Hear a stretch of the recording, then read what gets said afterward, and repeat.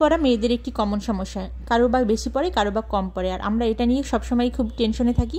আজকে আমি আপনাদের সাথে শেয়ার করতে যাচ্ছি কিভাবে আমরা চুলের যত্নে খুবই কার্যকরী একটি তেল বানাতে পারি শুধুমাত্র ঘরোয়া কয়েকটি উপকরণ ব্যবহার করে। এটা আমি নিজে ব্যবহার করেছি এবং অনেক বেশি উপকার পেয়েছি, তাই আপনাদের সাথেও শেয়ার করছি। তবে 100% যদি চুল পড়া নাও কমে 80% কমে যাবে, গ্যারান্টি দিয়ে বলছি। আর এই তেল বানাতে প্রথমেই যেটা আমার দরকার সেটা হচ্ছে মেথি। আমি এখানে 1 টেবিল চামচ মেথি নিয়েছি, আর এখানে 2 টেবিল চামচ পানি নেব। পানি দিয়ে এটা প্রায় আধা ঘন্টার জন্য রেখে দেব। তবে আধা ঘন্টা 1 ঘন্টা রাখতেই হবে, যতক্ষণ পর্যন্ত পুরো পানিটা সোক করে না নিচ্ছে। এই যে দেখেন আমার পুরো পানিটা মেথিটা টেনে নিয়েছে। এবার আমি নিয়েছি বড় বড় 2টা পেঁয়াজ আর বড় বড় 2টা রসুন, এগুলো আমি পাটায় বেটে নিয়েছি। আপনারা চাইলে ব্লেন্ড করে নিতে পারেন। এই দেখেন কত স্মুথ একটা পেস্ট হয়েছে। তবে যদি আপনারা ব্লেন্ড করে নেন তাহলে এর সাথে সরিষার তেল মিশিয়ে নেবেন, কোনো অবস্থাতেই পানি ব্যবহার করবেন না, তাহলে কিন্তু হবে না। আমি পেস্টটা ঢেলে নিলাম। এখন আমি এখানে প্যারাশুট তেল ব্যবহার করছি। আপনারা এমনি নারিকেল তেল যদি বাসায় থাকে সেটাও ব্যবহার করতে পারেন, বা অন্য যে কোনো ব্র্যান্ডের নারিকেল তেল ব্যবহার করতে পারেন, সমস্যা নেই। এখানে 200 গ্রামের একটা প্যারাশুট ছিল, আর সেটার সাথে আমি মিক্সড করে নিয়েছি সরিষার তেল। সরিষার তেল এখানে আমি 1.5 কাপ নিয়েছি, মেজারমেন্ট কাপের 1.5 কাপ। এটা আপনারা মেজারমেন্ট কাপের 1.5 কাপ নেওয়ারই চেষ্টা করবেন, অন্য যে কোনো কাপের 1.5 কাপ নিলে হবে না। এটা আমি এবার ভালোভাবে মিক্স করে দিচ্ছি। আমার চুলার জালটা কিন্তু এখনও বন্ধ আছে, এখনও চুলার জালটা ধরায়নি। আপনারা চেষ্টা করবেন 2 ধরনের তেলই নিতে, যে কোনো 1 ধরনের তেল নিলে কিন্তু হবে না। এবার এটা আমি ভালোভাবে মিশিয়ে নিয়েছি। মিশিয়ে নেওয়া হয়ে গেলে এবার আমি চুলার জালটা ধরিয়ে দেব।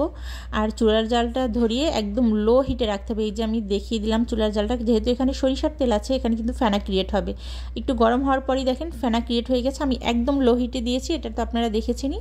এভাবে অনবরত নাড়তে হবে, কমপক্ষে 30 মিনিট নাড়বেন। নাড়ার পরে সুন্দর একটা অ্যারোমা বের হবে, আপনারা নিজেই বুঝতে পারবেন। তা আমার টোটাল এই তেলটা বানাতে 45 মিনিট সময় লেগেছিল।